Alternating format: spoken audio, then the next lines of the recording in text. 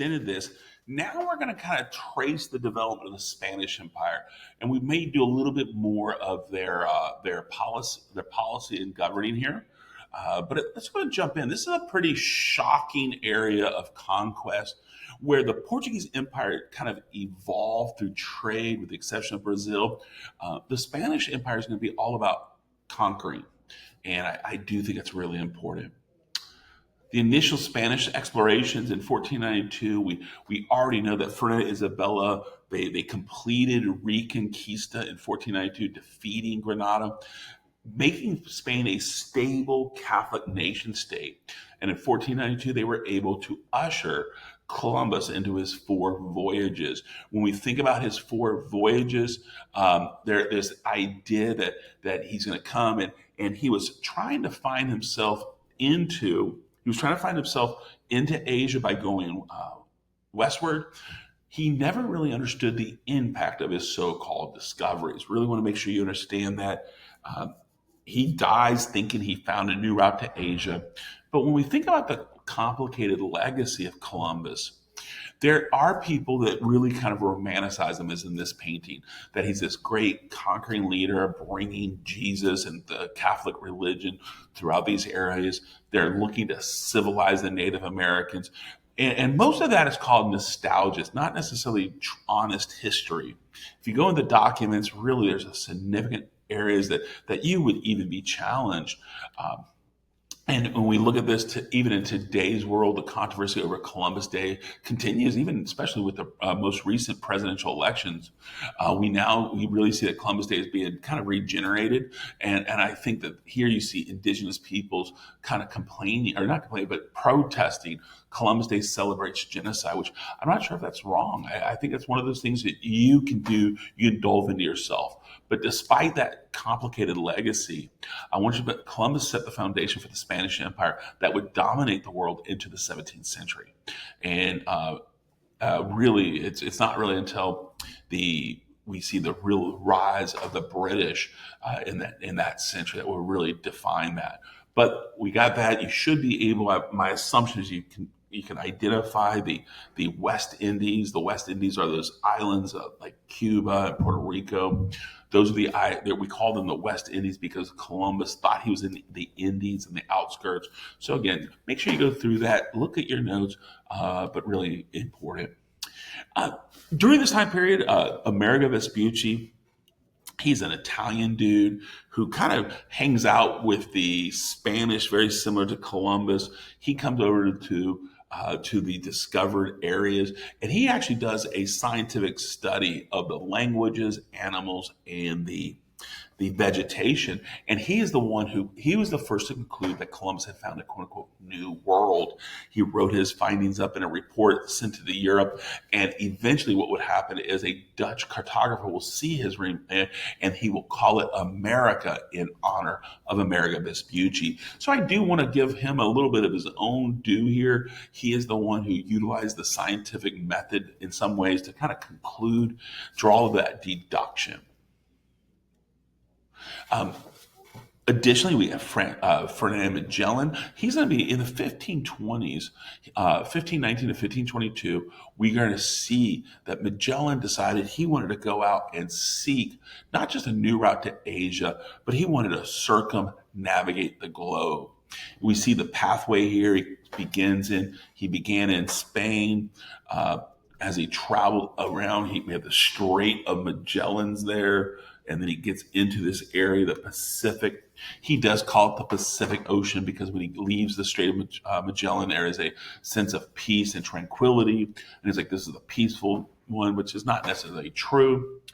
We see there's some other stops here, but as he does, he lands over here into the Philippines.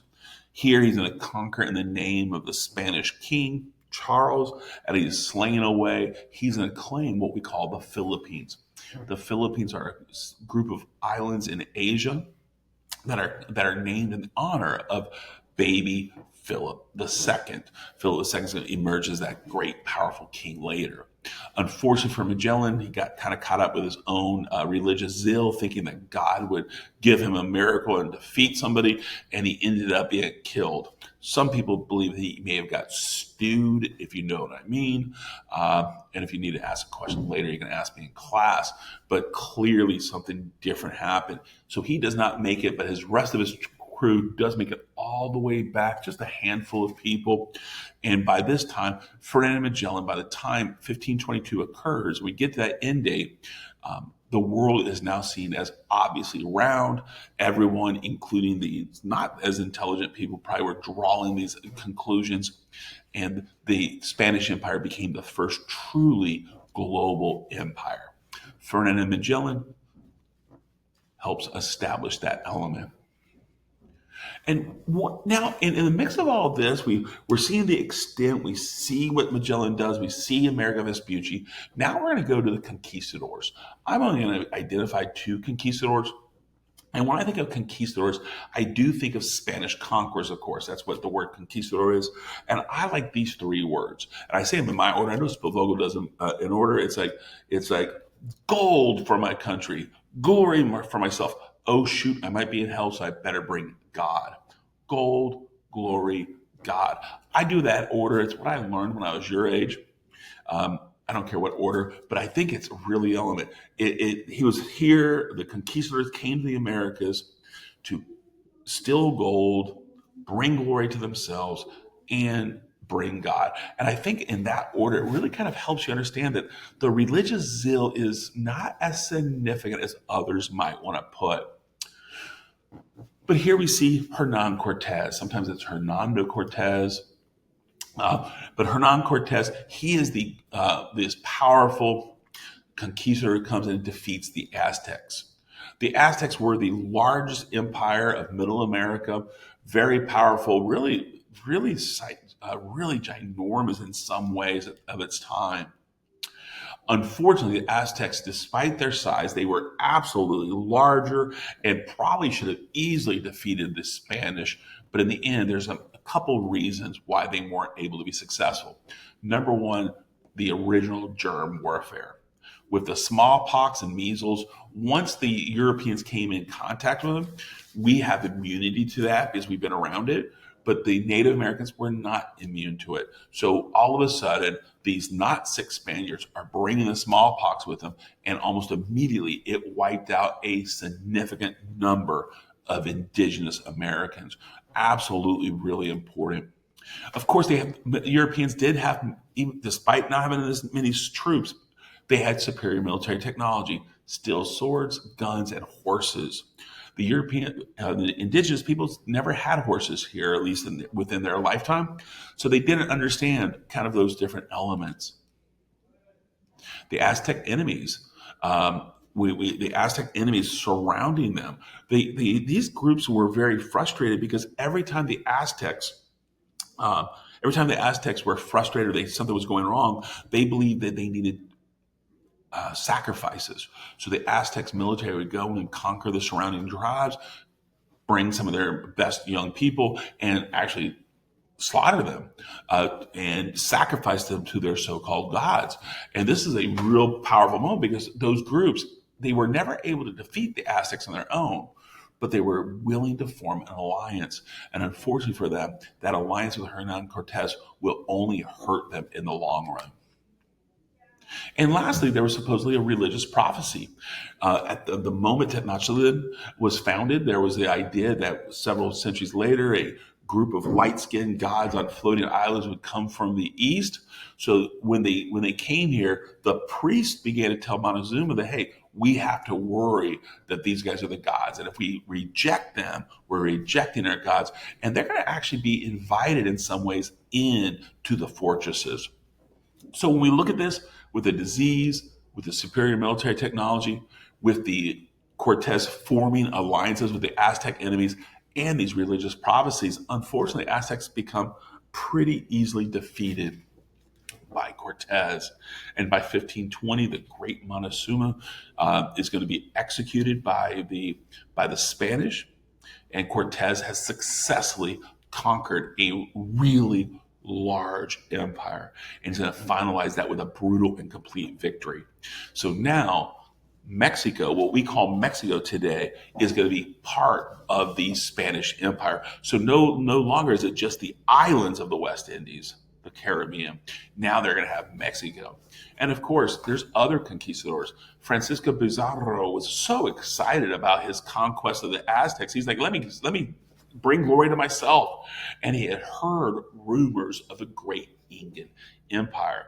Pizarro took a handful of men with a handful of resources and went to the Andes Mountains. And they pretty much, by 1532, they entered in the empire, and they're going to annihilate the Incas. One of the reasons why the Incas so will easily be defeated is they've just finished a generational civil war. So for decades they've been fighting over who should be in power. They were greatly weakened, and Atahualpa, as I can't kill his name, he was hoping that by bringing in Pizarro without having a big war, they may be able to slow it down. But unfortunately, Atahualpa would be executed.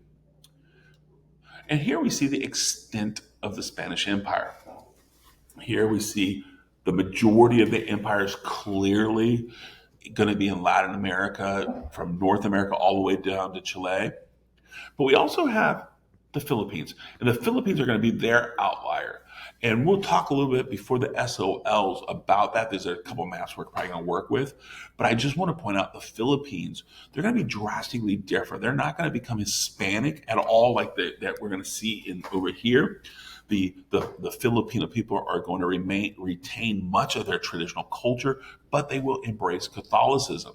Where over in the Americas are completely transformed. And this is the extent of the Spanish Empire by 1588. So now this begs the question, how did the Spanish control such a large empire? Well, the first thing we see is an economic control. They formed systems called encomienda. Encomienda was supposed to be a system in which the Spanish overlord, if you will, can dominate the Native Americans because they were seen as childlike, uncivilized. And what would happen is the Spaniard would come and civilize the Native American. And by civilizing them, they would teach them Spanish as well as Catholicism. They're going to save their soul. And then in return, the Native American would provide the economic support, the work. Obviously, the Spanish were not here to quote unquote civilize anybody. They're here to conquer, and in their conquest, they begin. It's really just a different form of slavery. Eventually, that kind of collapses. Dr. Spielvogel does talk about Mita. Mita is similar in the sense that it becomes just a work tax. But with that, they were able to create a social system in which the Spaniards were dominating the Native Americans with encomienda. The viceroy is going to be defined as the Spanish royal governor. And here we see a map of viceroyalty of New Spain, viceroyalty of New Granada, yada, yada. These viceroys, they will be born and educated in Spain, and they will come over here and they will be 100% loyal to the king. If they have children in the Americas, they cannot work on the government. We'll see that later. But those viceroys, they're military royal governors that carry out the rule of the king. Then you have this audiencias. These are going to be royal courts, and they have an appearance in which they're going to listen to the indigenous people's complaints. But in the end, once again, it's going to be dominated by the king. And we're going to see a little bit later about that. Those are just some terms that Dr. Spielvogel has. I wanted to make sure you had them. I do want to look at just in general Charles I and Philip II. Remember, Charles I is also Charles V of the Holy Roman Empire. We know Charles V with the Italian Wars. We know that he fought the German Wars of Religion, and we know that he fought the French as well as Suleiman the Magnificent. Charles I is a powerful guy here to the left, and as the Spanish Empire grew, Charles I sought to centralize power. And by trying to centralize the empire, they're going to use Catholicism. We shouldn't be surprised. That's what he tried to do with the Holy Roman Empire.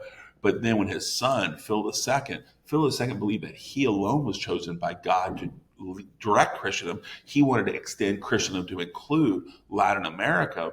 He's going to refuse to delegate authority. He's going to dominate this. We know this quote, if death comes by way of El Escorial, his palace, I shall live forever. That is actually stated by one of the viceroys who was very frustrated with the slowness of decisions. So I want to point out that the Spanish colonial policies did not allow colonies to gain any type of independence. It impeded their political, social, and economic development. Very important to have that down. I know I'm yapping a little bit, but we're identifying Charles I and Philip II. Really, for me as a historian, Philip II is the one who really altered and super centralized, if you will, that authority that will really strangle the entire empire. And for me as a historian, this is actually the most important legacy. It's a social hierarchy. The social hierarchy is race-based. This is a race-based society in which privileges were given to European blood. It's race-based. All right, let's go ahead and define some of these words. First thing, we have the peninsulars. The peninsulars, they're the ones that were born in Spain. They're Iberian aristocrats, and they come over and they control the government. So peninsulars are the European-born Spaniards who migrate here to govern for Philip II. Whatever Philip II says, they do. They're not governing on their own. They are 100% loyal. Well, if those peninsulars knock some boots and make some babies here, well, those babies are going to be called Creoles. They're pure European blood, quote unquote European blood, and they're not able to hold political office, but because they're good Europeans, they're going to be granted the haciendas or the plantations. They're going to be the dominant economic group. Really important that you see that. They're going to own large tracts of land. They're really going to, in some ways, steal that land from the natives. And then you have these other two classes, the mestizos and mulattoes, and they're going to be considered, quote unquote, mixed bloods. Where, let's say, a mestizo is a Native American mother with a father that was a Creole, and they spit out a quote unquote half breed. This is not my language, this is their language. And those mestizos then, they become kind of the leaders that oversee the indigenous peoples. Where the mulattoes is just like the mestizos, except it's between the white guy and they're African enslaved. And what happens is those mulattoes, since they have some quote unquote special white blood, they're going to be the overseers of the enslaved. So this would be their quote unquote middle class. But is this the same middle class that's developing in Europe? Of course not. This is not a economic based class system. This is not about merit. This is about race. Then you have the indigenous peoples as well as the African slaves. And what we begin to see is this is a caste system. This is clearly a caste system where there's no social mobility. You're born where you're born, and whatever privileges or punishments that are associated with your caste is what you're going to bear with. So I do want to point out where Dr. Spivogel does kind of create a romantic idea that this creates a multicultural environment. He's not wrong, but I'm not going to romanticize it because in the end, it's really about white supremacy. The Peninsulars and Creoles are going to dominate the natives, utilize their military might, and bring over enslaved for their economic purposes. So in the end, these colonies, they're never going to learn how to govern themselves. They're not going to have any merchant class, really. And the whole point of their existence is to serve Spain with the resources. So in that sense, they never fully developed socially, economically, and politically. And in today's world, these areas are still struggling for national identity, especially political identity as well. And I want to pause here. That's going to be the extent of the Spanish Empire.